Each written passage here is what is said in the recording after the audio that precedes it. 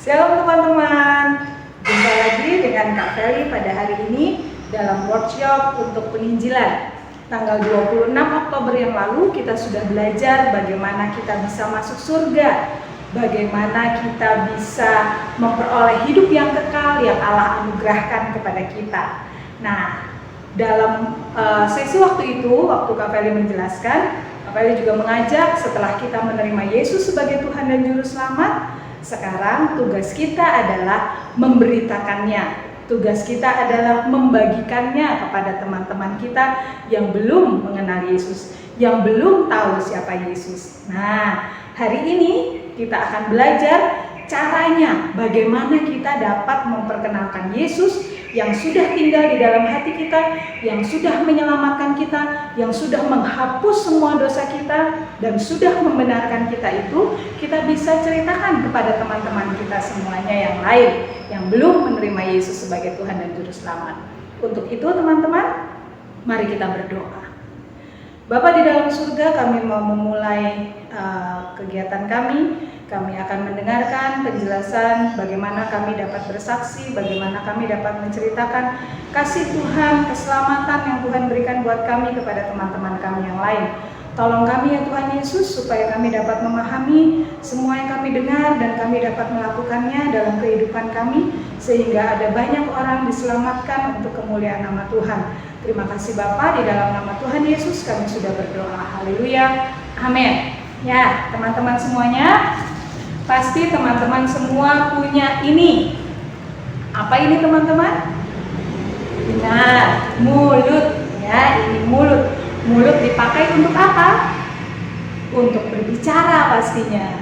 Dan Allah menciptakan kita dengan mulut ini untuk juga bersaksi, ya, untuk bercerita tentang siapa itu Yesus, untuk bercerita kepada teman-teman kita di mana saja bagaimana kita bisa masuk surga.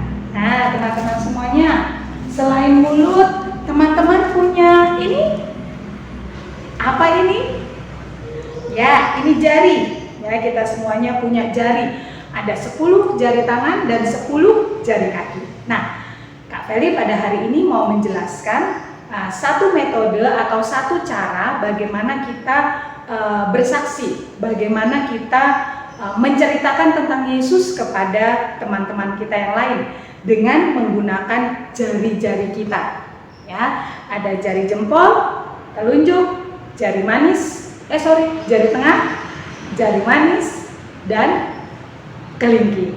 Ya, ada 5 jari ini. Nah, dengan 5 jari ini kita bisa bersaksi. Kita bisa menceritakan tentang kasih Tuhan, menceritakan bahwa Yesus adalah Juru Selamat di dalam kehidupan kita. Ya, jari selalu kita bawa kemana-mana. Nah, dengan jari ini kita bisa bersaksi.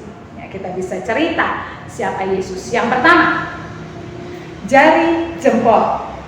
Nah, teman-teman, kalau kita mengeluarkan jari jempol, itu artinya kita ngapain?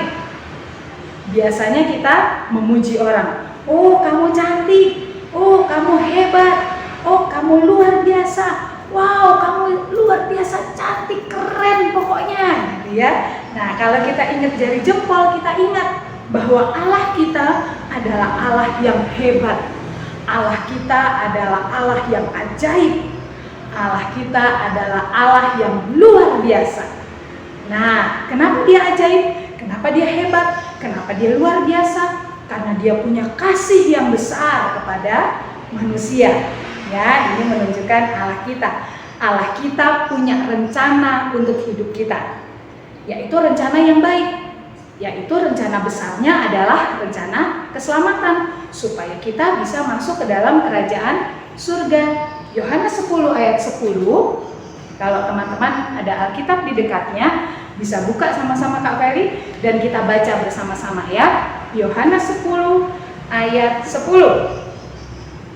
Kalau sudah dapat, bilang di rumah kalian masing-masing, siap, ya, dengan tunjukkan jempolnya. Sudah dapat semuanya? Siap. Oke, kita baca ya. Yohanes 10 ayat 10. Pencuri datang hanya untuk mencuri dan membunuh dan membinasakan. Tapi aku datang, kata Allah ya, Itu A-nya huruf besar, itu menunjukkan Allah. Aku datang supaya mereka mempunyai hidup dan mempunyainya dalam segala kelimpahan. Nah, Allah nggak mau manusia itu hidup kekal di dalam maut.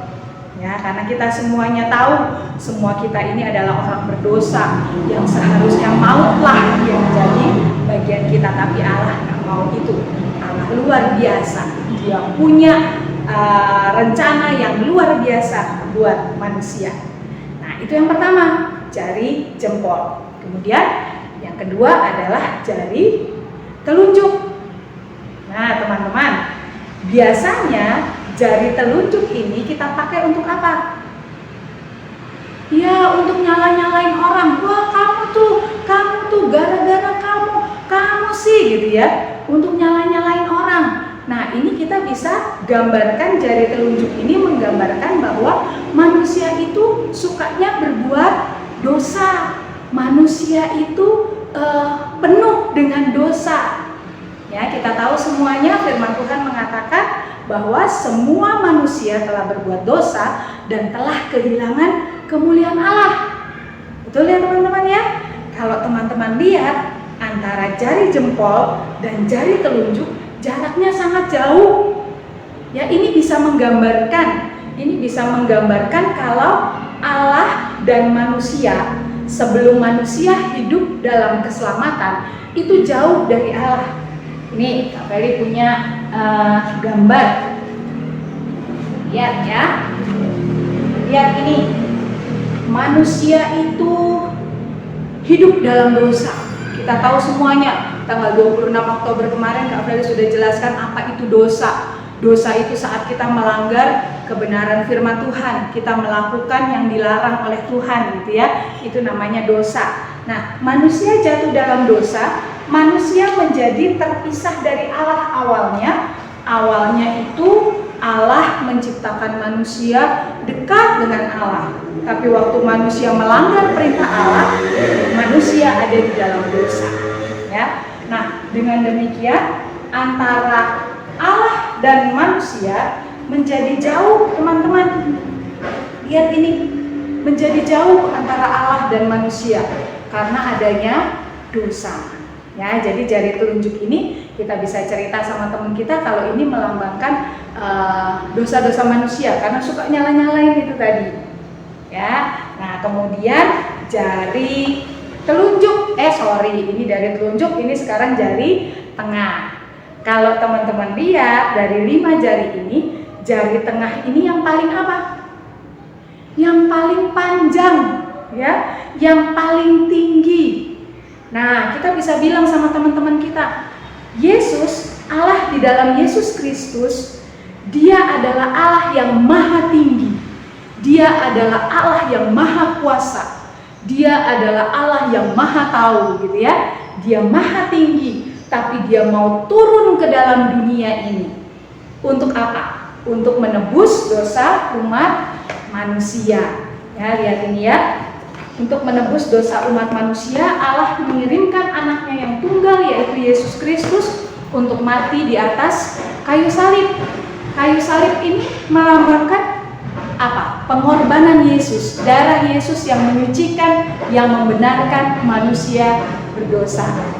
Nah, jadinya kalau kita lihat jari tengah ini, kita ingat bahwa Yesus yang maha tinggi itu mau turun ke dunia, mau menyelamatkan manusia.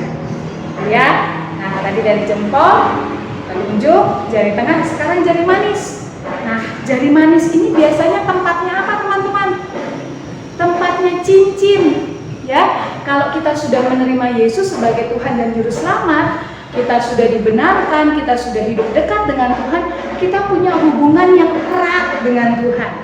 Ya, hubungan yang dekat dengan Tuhan. Setelah kita menerima Yesus, kita harus hidup di dalam Kristus. Nah, ini gambarannya, ya, jari manis ini. Ya, jari manis ini gambarannya. Karena Yesus sudah turun ke dalam dunia ini. Yohanes 3:16 mengatakan, karena begitu besar kasih Allah akan dunia ini sehingga Ia mengaruniakan anaknya yang tunggal supaya barang siapa yang percaya kepadanya tidak binasa melainkan beroleh hidup yang kekal. Nah, setelah kita terima Yesus, di jari manis ini melambangkan kita harus memiliki hubungan yang erat dengan Tuhan, ya, hubungan yang erat. Caranya gimana? Dengan berdoa dan membaca Alkitab. Nah, jari yang terakhir adalah jari kelingking. Jari ini pendek sendiri di antara jari-jari yang lain. Waktu pertama kita mengenal Yesus sebagai Tuhan Juru Selamat, mungkin iman percaya kita belum terlalu penuh gitu ya. Kita perlu kenal Tuhan lagi, siapa Tuhan Yesusmu selain Dia penyelamat, apalagi gitu ya. Nah, ini kita harus bertumbuh, tidak kecil terus pengenalan kita akan Tuhan, tapi kita harus bertumbuh dari sehari ke sehari. Gimana caranya? Seperti tadi, kita berdoa dan membaca Alkitab.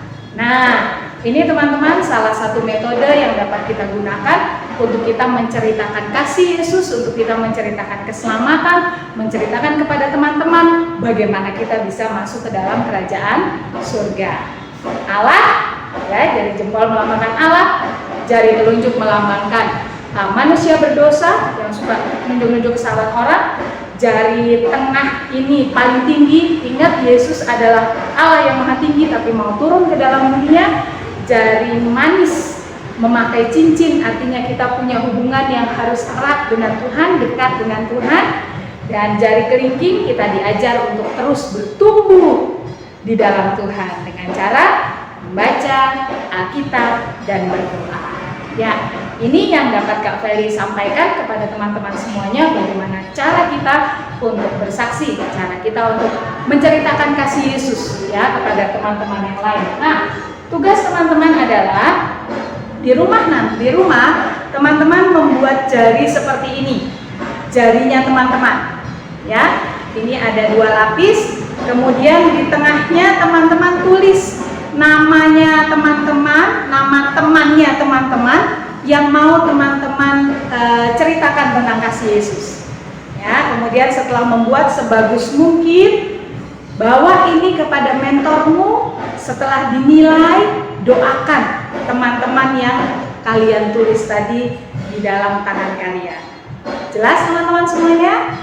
Ya, kiranya bisa jelas dan bisa dikerjakan sebagai PR. Ya, Tuhan Yesus memberkati kita semuanya. Sebelum kita berdoa, mari kita menaikkan satu pujian. Kalau teman-teman belum bisa, teman-teman bisa lihat nanti di lirik lagunya dan teman-teman bisa ikut menyanyikannya.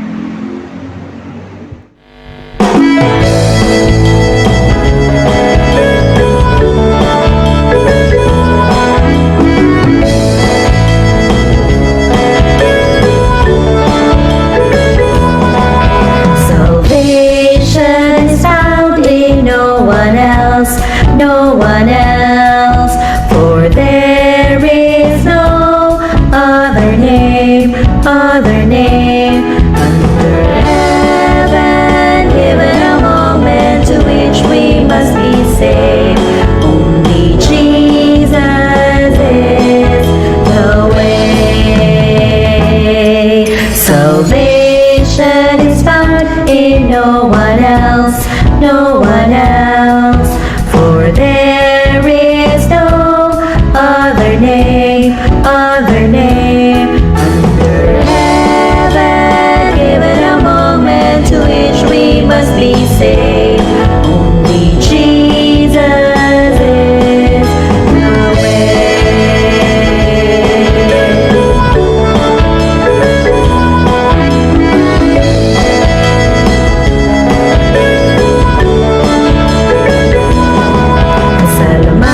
tidak ada di siapapun,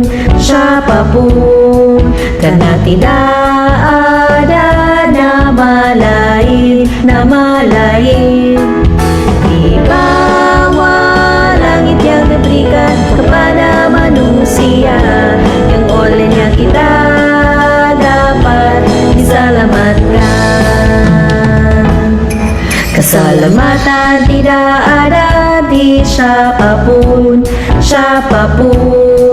karena tidak ada nama lain di bawah langit yang diberikan kepada manusia, yang olehnya kita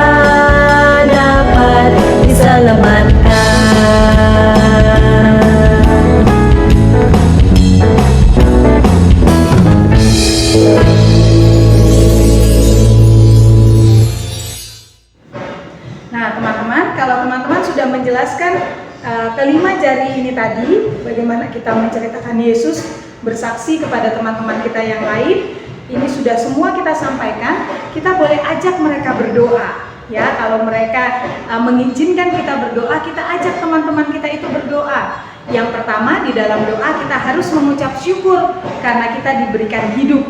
Ya, kita diberikan nafas di dalam kehidupan kita ini. Kemudian ajak teman-temannya teman-teman untuk mengaku bahwa kita adalah orang berdosa. Ya, kita orang berdosa, kita nggak bisa lepasin dosa kita sendiri. Oleh karena itu kita sangat membutuhkan Yesus.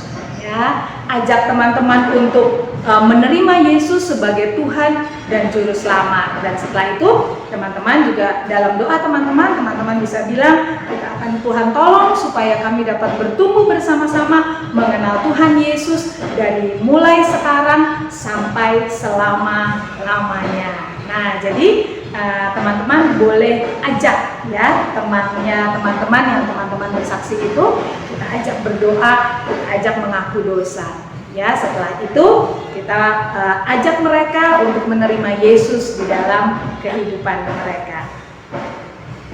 Mari kita berdoa sekali lagi. Tuhan Yesus, kami bersyukur karena kami sudah diselamatkan, kami sudah ditebus oleh darah Yesus. Sekarang tugas kami Tuhan untuk kami bersaksi, memberitahu kepada teman-teman kami yang lain bahwa Yesus mengasihi mereka dan Yesus mau menyelamatkan mereka. Terima kasih Tuhan Yesus, ampunilah segala dosa dan kesalahan kami, dan biarlah hidup kami semakin menyenangkan Tuhan. Di dalam nama Tuhan Yesus kami sudah berdoa. Haleluya. Amin. Tuhan Yesus memberkati kita semua teman-teman. Sampai jumpa lagi.